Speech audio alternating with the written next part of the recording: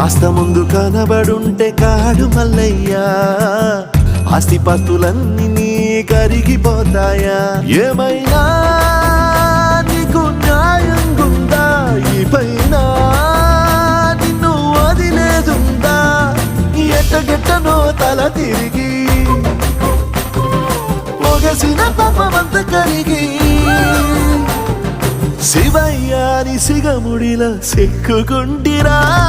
బొమ్మని ఇదిలించిన, కసురుతూ కదిలించిన, శూలముతో పొడిచిన, పాములు కరిపించిన, నిన్నొదిలితే నా పేరిక తిన్నడే కాదురా.